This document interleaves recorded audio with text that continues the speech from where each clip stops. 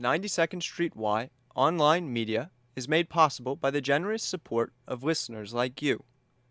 This program, part of the Unterberg Poetry Center's 75 at 75 project, features Derek Walcott reading from his work. It was recorded on November 18th, 1996, before a live audience at New York's 92nd Street Y. I'm going to read from The Bounty. The first poem, which is long, is an elegy for Alex Walcott.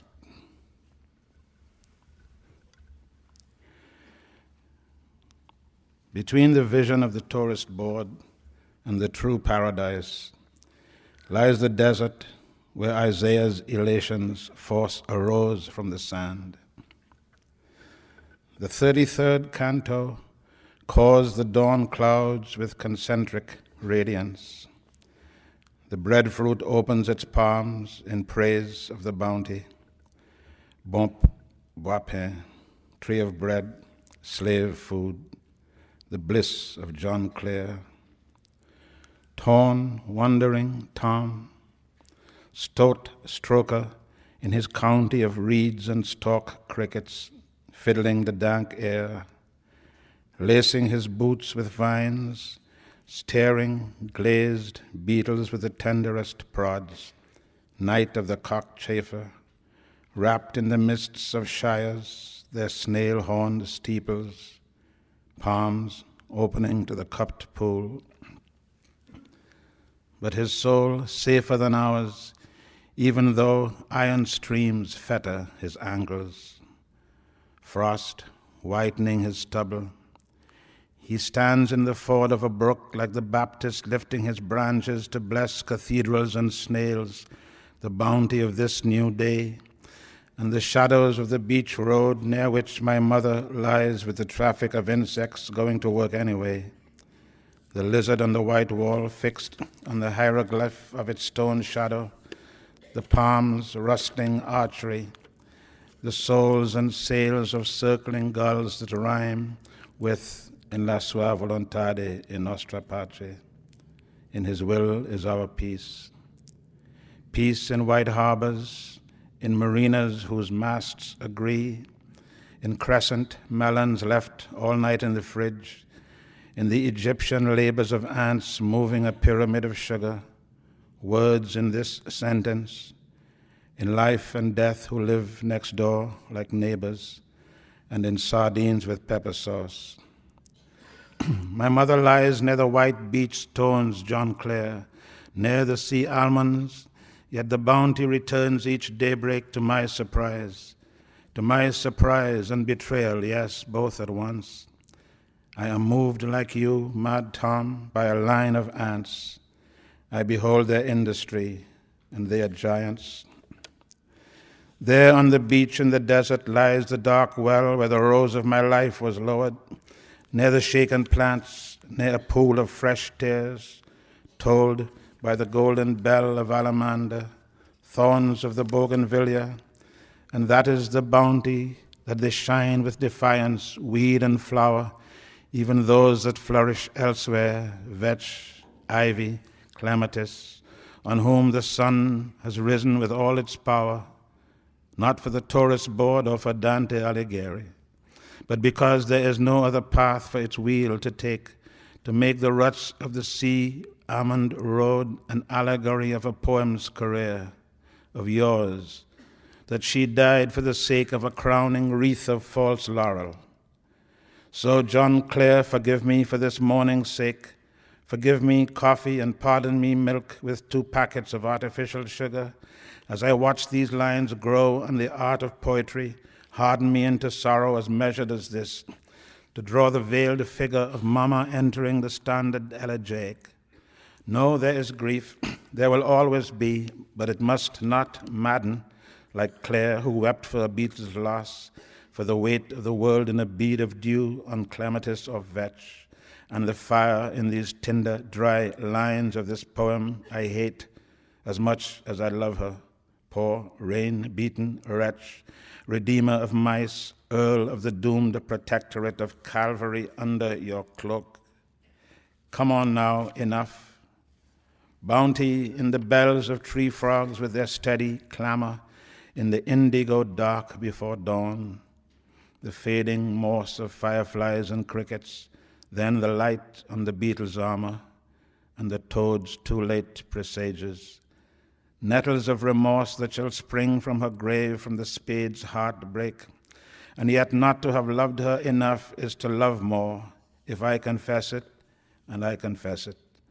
The trickle of underground springs, the babble of swollen gulches under drenched ferns, loosening the grip of their roots, till their hairy clods like unclenching fists swirl wherever the gulch turns them, and the shuddering aftermath bends the rods of wild cane. Bounty in the ant's waking fury, in the snail's chapel stirring under wild yams, praise in decay and process, or in the ordinary in wind that reads the lines of the breadfruit's palms, in the sun contained in a globe of the crystal dew, bounty in the ants continuing a line of raw flour, mercy on the mongoose scuttling past my door, in the light's parallelogram on the kitchen floor.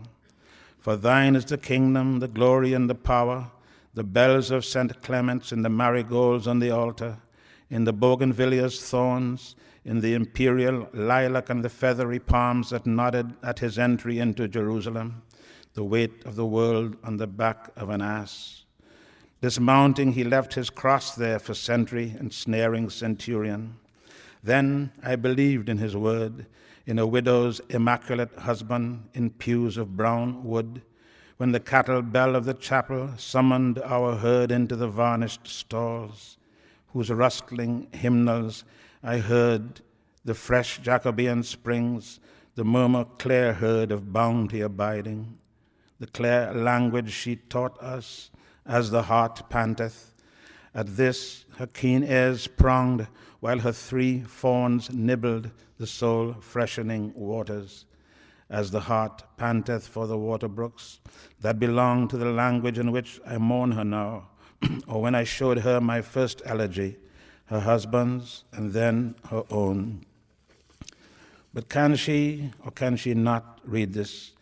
Can you read this, Mama, or hear it? If I took the pulpit, lay preacher like tender Clare, like poor Tom, so that, look, miss, the aunts come to you like children, their beloved teacher Alex, but unlike the silent recitation of the infants, the choir that Clare and Tom heard in their rainy county, we have no solace but utterance, hence this wild cry. Snails move into harbor, the breadfruit plants and the bounty will be heaved aboard, and the white god is Captain Bligh.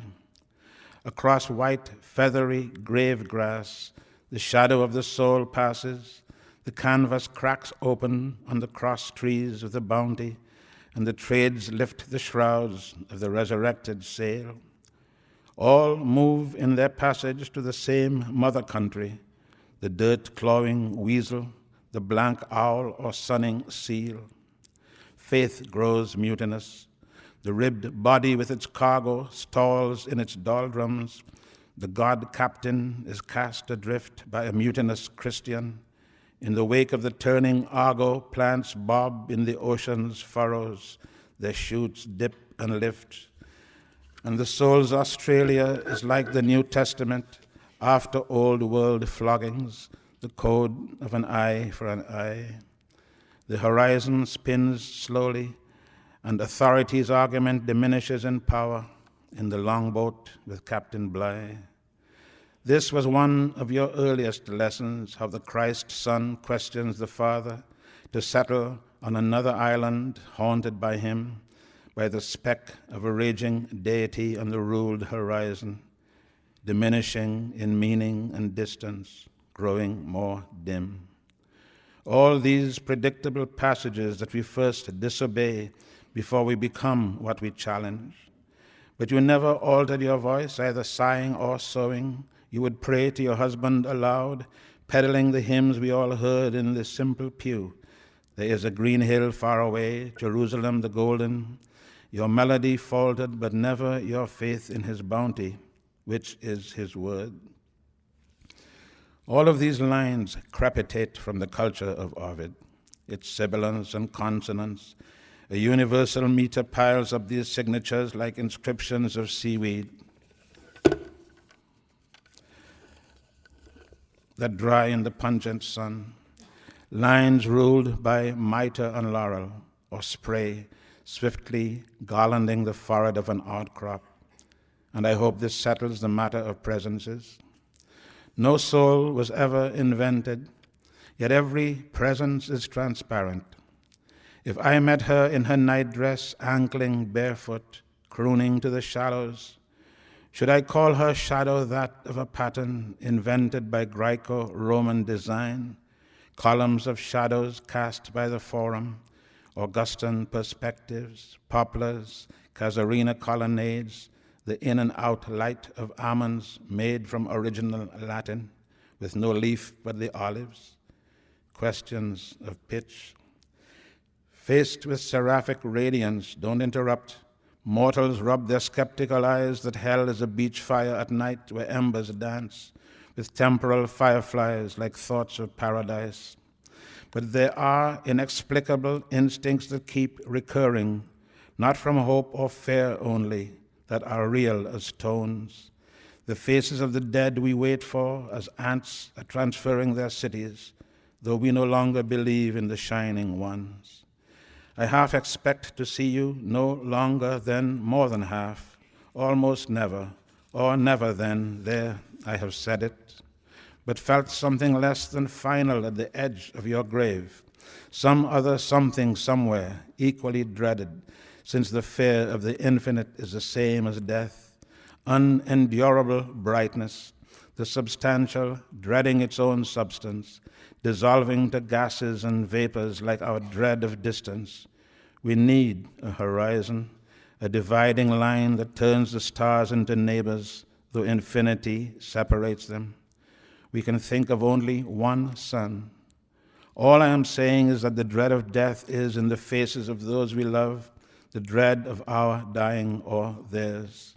Therefore we see in the glint of immeasurable spaces not stars or falling embers, not meteors, but tears. The mango trees serenely rust when they are in flower. Nobody knows the name for that voluble cedar whose bell flowers fall. The palm arak purples its floor. The blue hills in late afternoon always look sadder. The country night waiting to come in outside the door. The firefly keeps striking matches, and the hillside fumes with a bluish signal of charcoal. Then the smoke burns into a larger question, one that forms and unforms, then loses itself in a cloud till the question returns. Buckets clatter under pipes, villages begin at corners. A man and his trotting dog come back from their garden. The sea blazes beyond the rust roofs. Dark is on us before we know it, the earth smelling of what's done. Small yards brighten, day dies, and its mourners begin, a wreath of gnats. This was when we sat down on the veranda watching the hills die. Nothing is trite once the beloved have vanished, empty clothes in a row. But perhaps our sadness tires them who cherished delight. Not only are they relieved of our customary sorrow, they are without hunger, without any appetite, but a part of earth's vegetal fury. Their veins grow with the wild mammy apple, the open-handed breadfruit, their heart in the open pomegranate, in the sliced avocado. Ground doves pick from their palms, ants carry the freight of their sweetness, their absence in all that we eat, their savor that sweetens all of our multiple juices, their faith that we break and chew in a wedge of cassava. And here at first is the astonishment that earth rejoices in the middle of our agony, the earth that will have her for good, a wind by white stones and the shallows' voices. In spring, after the bear's self-burial, the stuttering crocuses open and choir, glaciers shelve and thaw, Frozen ponds crack into maps, green lances spring from the melting fields, flags of rooks rise and tatter the peace to light, the crumbling, quiet avalanches of an unsteady sky. The vole uncoils and the otter worries his sleek head through the verge's branches. Crannies, culverts, and creeks roar with wrist-numbing water. Deer vault invisible hurdles and sniff the sharp air. Squirrels spring up like questions, berries easily redden. Edges delight in their own shapes, whoever their shaper. But here there's one season. Our Viridian Eden is that of a primal garden engendering decay from the seed of a beetle's shard or a dead hair, white and forgotten as winter goes on its way. There is no change, no cycle of spring, autumn, winter, no an island's perpetual summer. She took time with her. No climate, no calendar except for this bountiful day. As poor Tom fed his last crust to trembling birds, or by reeds and cold pools, John Clare blessed these thin musicians. Let the ants teach me again with their long lines of words, my business and duty, the lesson you taught your sons, to write of the light's bounty on familiar things that stand on the verge of translating themselves into signs, the crab, the frigate that floats on cruciform wings, and that nailed and thorn-riddled tree that opens its lines for the blackbird that hasn't forgotten her because it sings.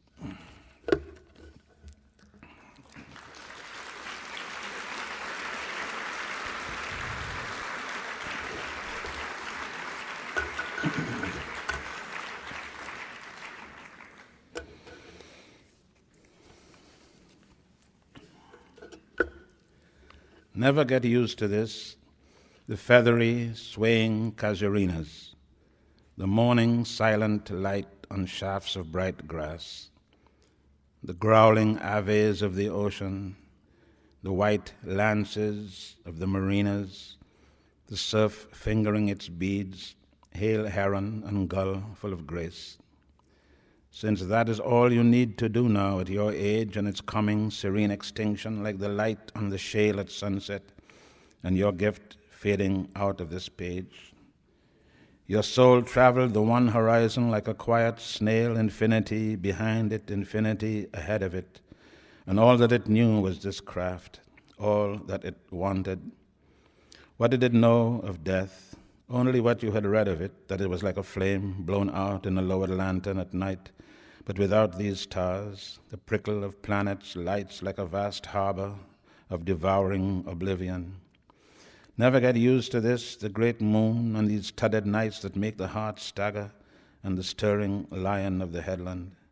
This is why you have ended to pass praising the feathery swaying of the casuarinas and those shudderings of thanks that so often descended, the evening light in the shafts of the grass, the lances fading, then the lights of the marinas, the yachts studying their reflections in black glass.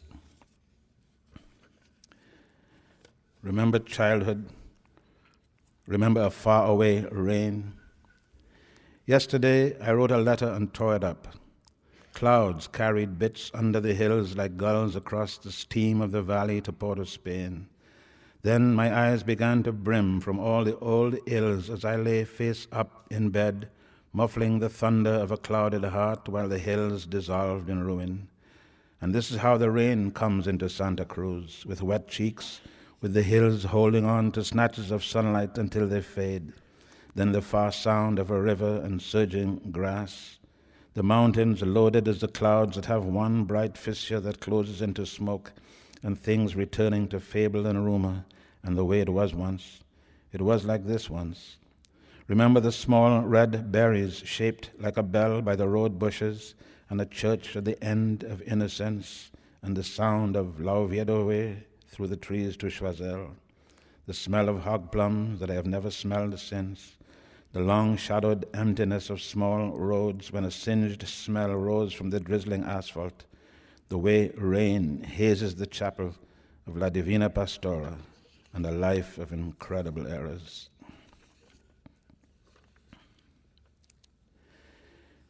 New creatures ease from earth, nostrils nibbling air. Squirrels abound and repeat themselves like questions. Worms keep inquiring till leaves repeat who they are.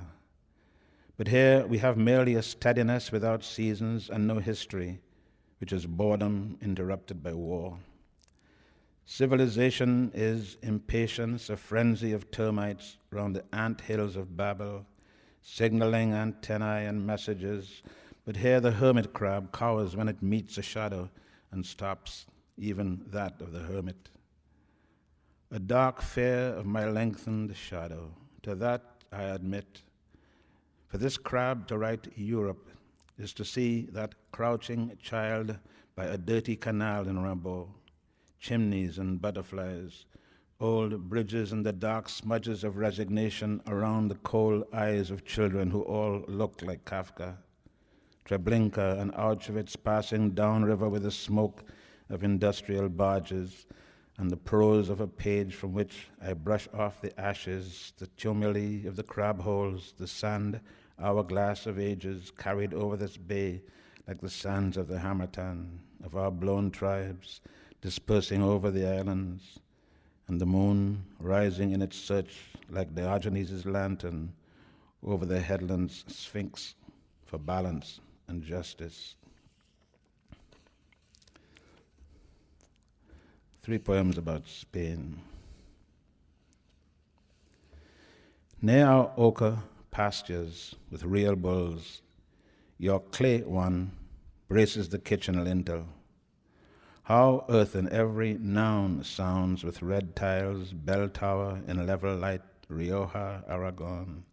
It stands on its four-square shadow with crescent horns, alert for a shaken red leaf, for the rising sounds like the shoal, an inlet of intaken breath. Then the roar as it lowers and gallops on feather hooves hooking air near the cockerel strut of the spangled man, turning away from a mirror of sand with yes, but I am not ready. The wave roar of oles cresting from the arena where the earth is cracked, and the only things green are the spiked agave on the cliff's edge, bringing the dust of Navarre across the ocean. I was never warned about this, that your flame-straight cypresses sway like our casuarinas, that those who have seen Spain in the oven of August are scorched in their hearts forever, as herds of dust drift with these bulls whose model is the small clay ghost. Swallow of my memory, let us fly south to fierce spaces, arrowing to Granada through monotonous olives, towards faint blue mountains, to a folk fierce and gracious, along iron gorges whose springs glitter like knives. Reading Machado. The barren frangipani branches uncurl their sweet threat out of the blue.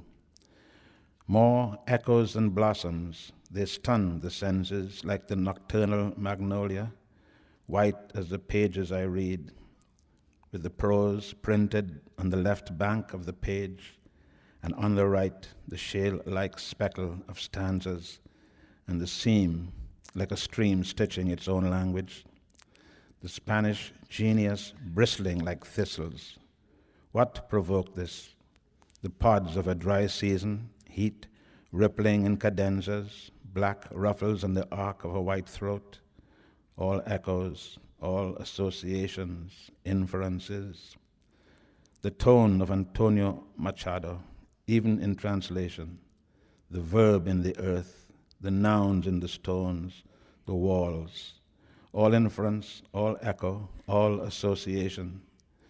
The blue distance of Spain from bougainvillea verandas when white flowers sprout from the branches of a bull's horns, the white frangipani's flowers like the white souls of nuns, ponies that move under pine trees in the autumn mountains, onions and rope, the silvery bulbs of garlic, the creak of saddles and fast water quarreling with stones, rooted and stunted as olive trees, these heat-cracked stanzas, all inferences, all echoes, associations.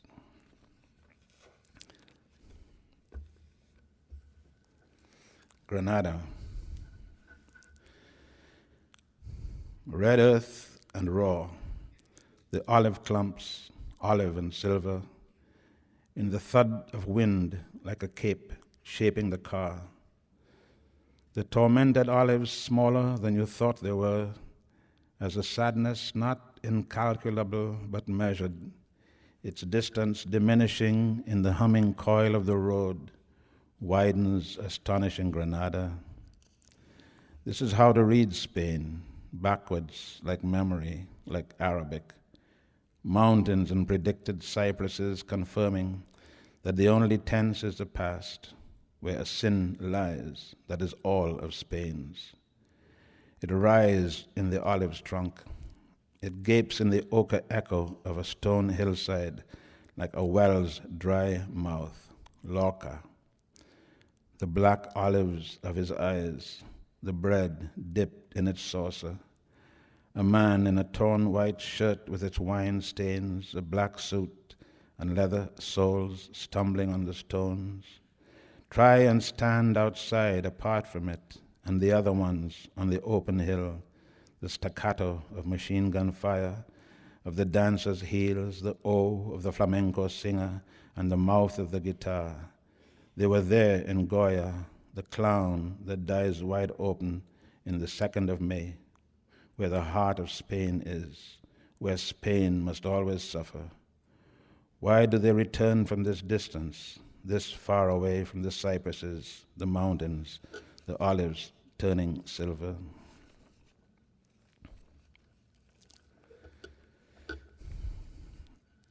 I am considering a syntax the color of slate, with glints of quartz for occasional perceptions, and winking mica for wit. I am not weary of the elate, but gray days are useful without reflection, like the drained sand just after twilight. I am considering the avoidance of an excitable vocabulary or a melodramatic pause like death, or the remorse of loss, or not. There is no loss without love, but this too must be muted, like the metronome of breath, close to the even heart. Pause, resume, pause, once more. A gray horse riderless grazes where the grass is gone, a slate-colored horse wrenching tufts on a cold shore, and the last lurid gash going, the sun closing its house for the night, and everything near extinction, even remorse, especially remorse and regret and longing and noise, except the waves in the dark that strangely console with their steadiness. They are bringing the same old news, not only the death rattle of surf on the gargling shoal, but something further than the last wave, the smell of pungent weed, of dead crabs whose casings whiten, and further than the stars that have always looked too small for these infinite spaces, Pascal, that used to frighten. I am considering a world without stars and opposites. When?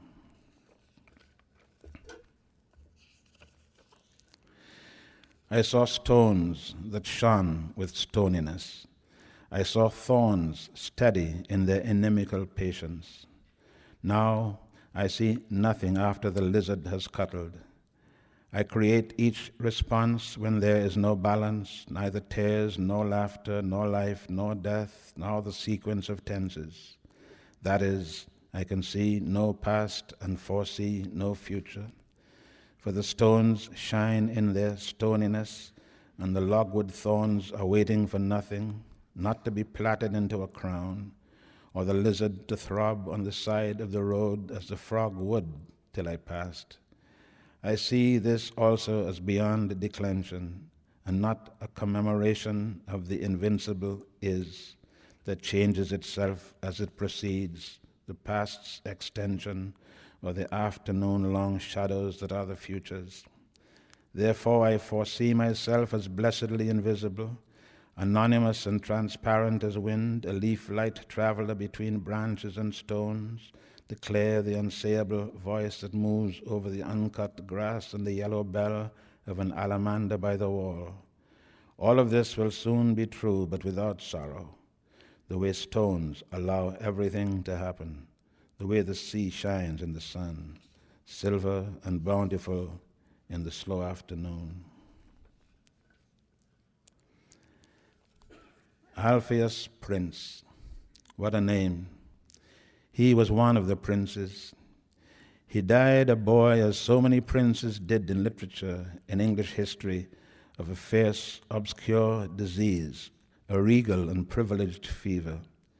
We envied him the tower, the ermine and mink and the orb. He so simply entered legend, which death was to us, children suffering that radiated glory, that withheld its own crown, until Alpheus Prince one day would be Alpheus King, which was not ordained by fate, so that the promise and prize of his name would always float over each bowed head as we imagined his smooth brown skin, his large black eyes closed in the superior knowledge of being dead. Brighter than me, but darker, that mattered then and still does, not here so much, but in the world beyond. What was his future in a world that was ruled by men, Milton and Cromwell's color? Princes and angels were blonde. 50 years later, why should the name spring into mind, or aim like a shaft of light in the mind further back than the friends I know who have been dying as if from some medieval plague?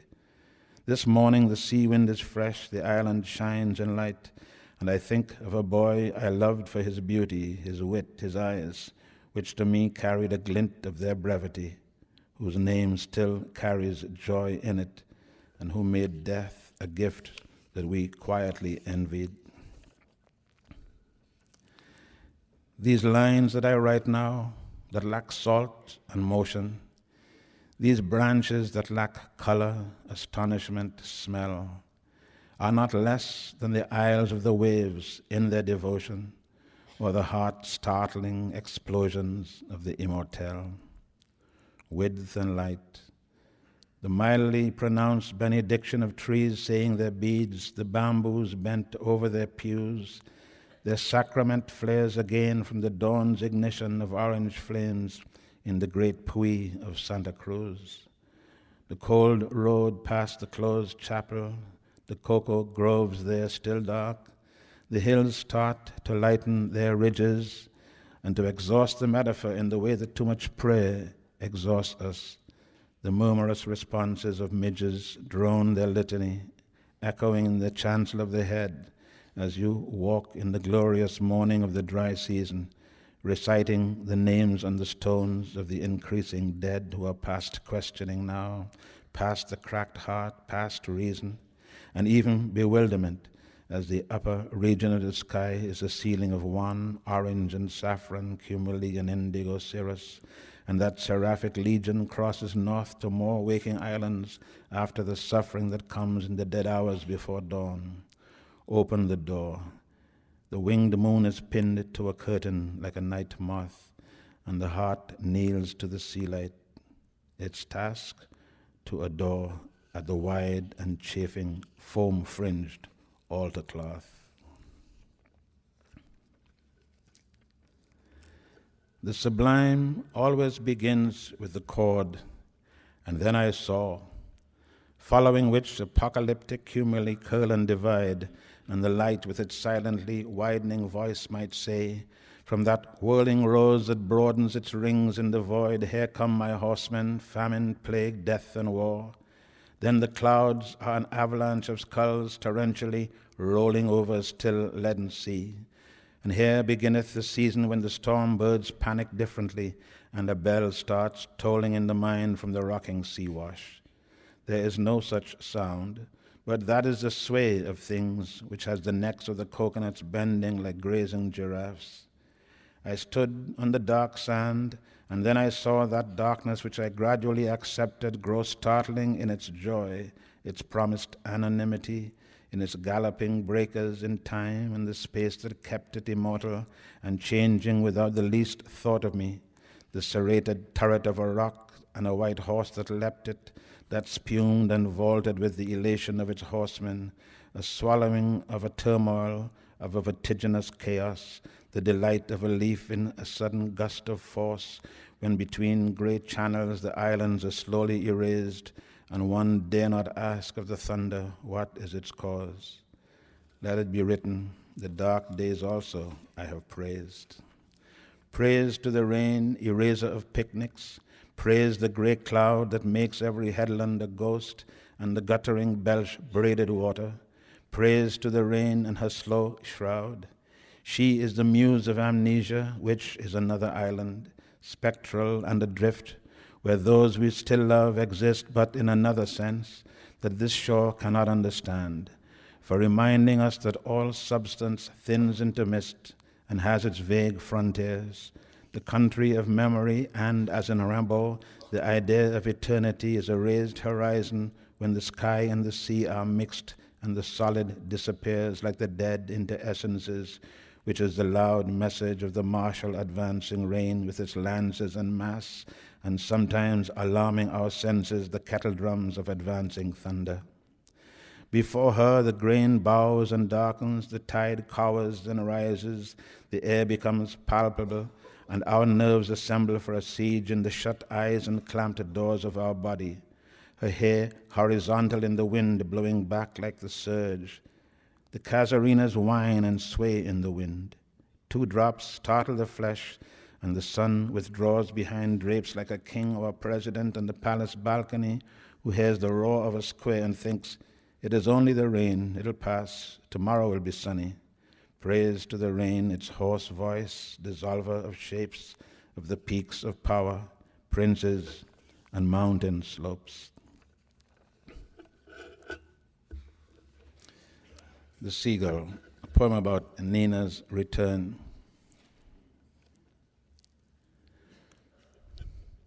Back to her first stage in The Seagull, where wind tore the flapping wings of their abandoned theater, which a role in real life made her leave behind. By a lake still full of voices, Nina, years later, once a hot-hearted girl trembling for balance who learnt to calm language, when in her gull days she could never control the small storm of her hands, breaks your heart now like a gull's neck when she says, remember how it was, Kostya? Yes, like this cottage with its salt-rusted latch, its wild laddering plants, old planks anchored in grass, and this cortege, some with umbrella petals of funereal ants filing down its stone steps. These are her veiled years.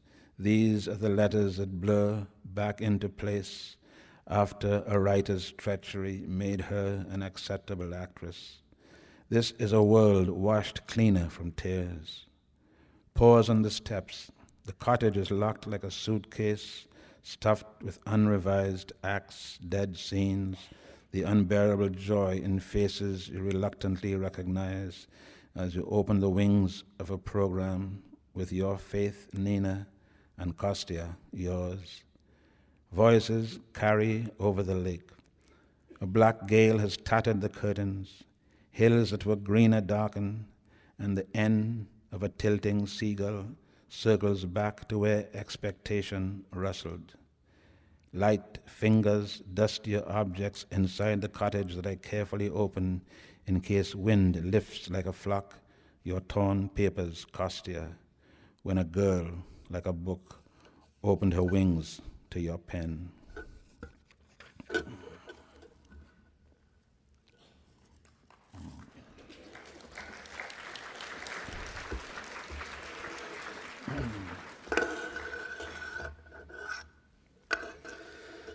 Italian eclogues for Joseph Brodsky.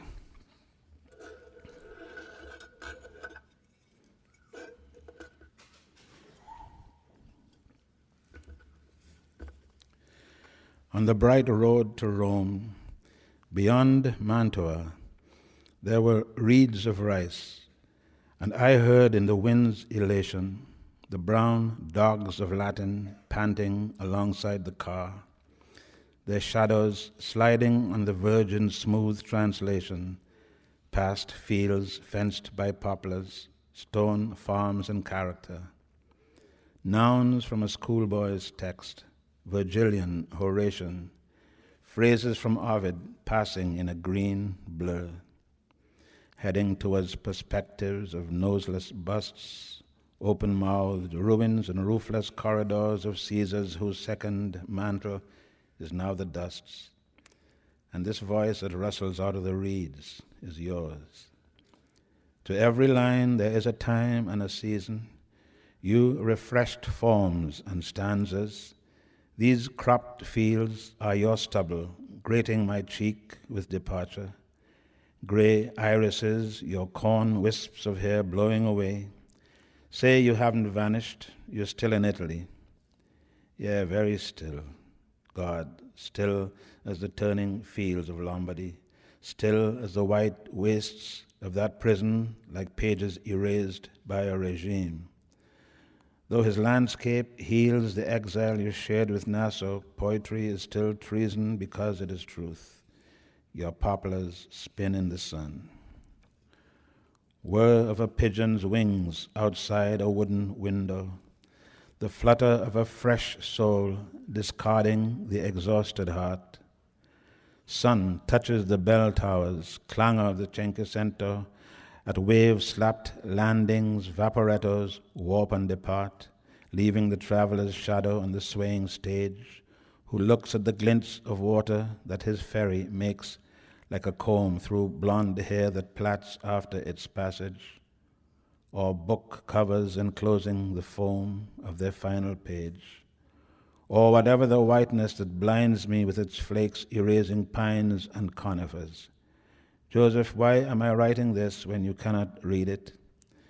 The windows of a book spine open on a courtyard where every cupola is a practice for your soul encircling the coined water of Venice like a slate pigeon, and the light hurts like rain. Sunday, the bells of the campanila's deranged tolling for you who felt this stone-laced city healed our sins, like the lion whose iron paw keeps our orb from rolling under guardian wings. Craft with the necks of violins and girls with the necks of gondolas were your province. How ordained on your birthday to talk of you to Venice. These days in bookstores I drift towards biography, my hand gliding over names with a pigeon's opening clause. The cupolas enclose their parentheses over the sea beyond the lagoon.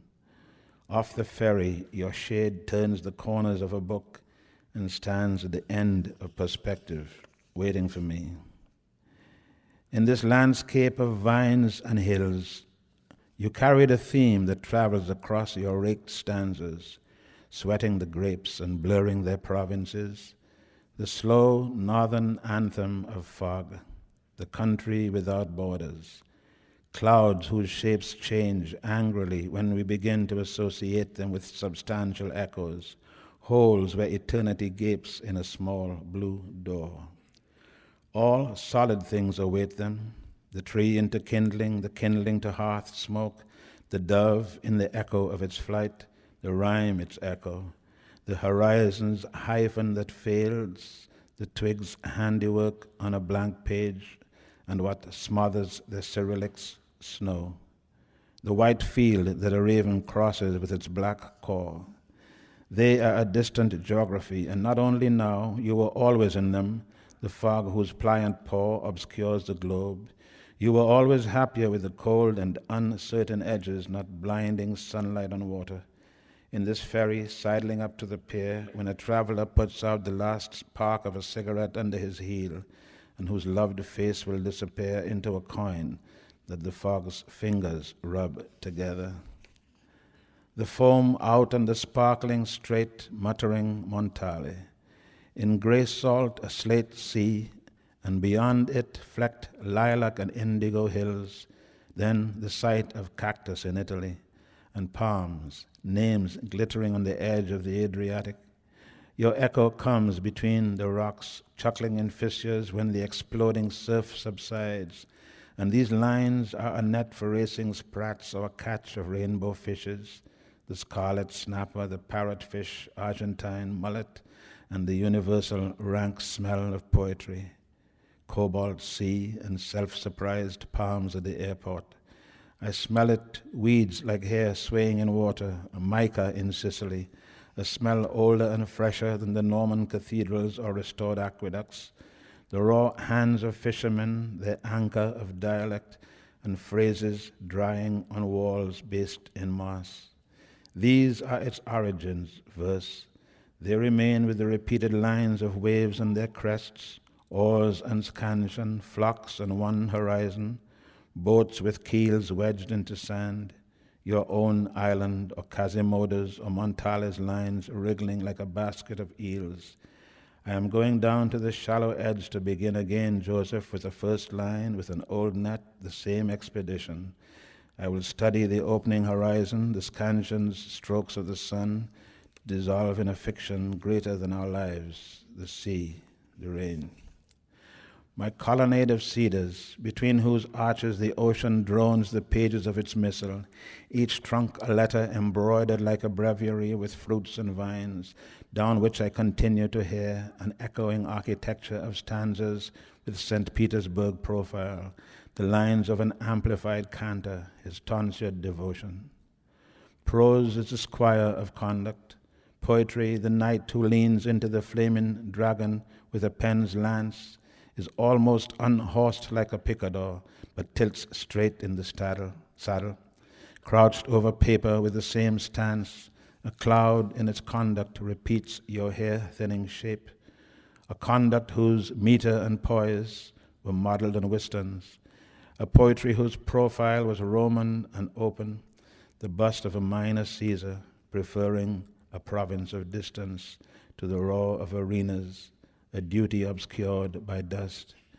I am lifted above the surf's missile, the columned cedars, to look down on my digit of sorrow, your stone. I have drifted over books of cemeteries to the Atlantic whose shores shrivel. I am an eagle bearing you towards Russia, holding in my claws the acorn of your heart that restores you past the Black Sea of Publius Naso to the roots of a beech tree. I am lifted with grief and praise so that your speck widens in elation, a dot that soars. Now evening after evening after evening, August will rustle from the conifers. An orange light will seep through the stones of the causeway. Shadows lie, parallel as oars, across the long hull of asphalt. The heads of burnished horses shake in parched meadows, and prose hesitates on the verge of meter. The vault increases, its ceiling crossed by bats or swallows. The heart climbs lilac hills in the light's declension, and grace dims the eyes of a man nearing his own house. The trees close their doors and the surf demands attention. Evening is an engraving, a silhouette's medallion darkens loved ones in their profile like yours, whose poetry transforms reader into poet. The lion of the headland darkens like St. Mark's. Metaphors breed and flit in the cave of the mind, and one hears in the waves incantation and the august conifers, and reads the ornate cyrillics of gesturing fronds as the silent council of cumuli begins convening over an Atlantic whose light is as calm as a pond's, and lamps bud like fruit in the village above roofs, and the hive of constellations appears, evening after evening, your voice through the dark reeds of lines that shake with life. In late afternoon light, the tops of the breadfruit leaves are lemon, and the lower leaves are waxen viridian, with the shaped shadows greenish black over the eaves of the shops, and the rust-crusted fences that are Indian red, sepia, and often orange. But by then the light has ripened, and grass and the sides of the houses, and even a rooster crossing a yard blazes like a satrap. The lighthouse is already on, and bulbs, and they are saying the novena in the cathedral, and the fishermen consciously become silhouettes in the postcard sunset. This is when a powerful smell of baked bread drifts, and when the hum of mosquitoes becomes tangible, when the road ruts deepen and faces that I love harder every year turn towards the dusk and deepen also under the coconuts. It is indigo now, and the sea will continue to burn until the last plane crosses with its green and red wing lights headed north. And it is now definitely night, and the stars come where they were ordered to protract the idea of patterns to infinity, and the sand exhales, and there on the edge of the sea, green and red lights slowly droning where stars and fireflies breed. The last poem, Oedipus at Colonus. After the plague, the city wall caked with flies, the smoke's amnesia. Learn, wanderer, to go nowhere like the stones, since your nose and eyes are now your daughter's hand. Go where the repetition of the breakers grows easier to bear. No father to kill, no citizens to convince. And no longer force your memory to understand whether the dead elect their own government under the jurisdiction of the sea almonds. Certain provisions of conduct seal them to a silence none dare break, and one noun made them transparent, where they live beyond the conjugations of tents in their own white city. How easily they disown us and everything else here that undermines our toil. Sit on your plinth in the last light of Colonus. Let your knuckled toes root deep in their own soil. A butterfly quietly alights on a tyrant's knee. Sit among the sea-eaten boulders and let the night wind sweep the terraces of the sea. This is the last light, the sputer shine on the water. Not the carnage of clouds, not the expected wonder of self-igniting truth and oracular rains, but these shallows as gentle as the voice of your daughter, while the gods fade like thunder in the rattling mountains. Thank you.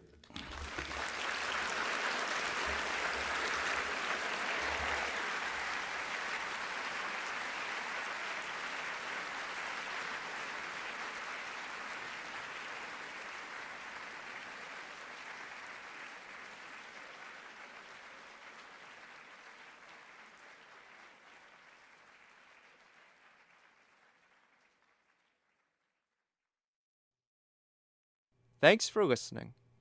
92nd Street Y, Unterberg Poetry Center webcasts, and access to our archive are made possible by the generous support of listeners like you. For more information on 92nd Street Y and all our programs, please visit us on the web at 92y.org.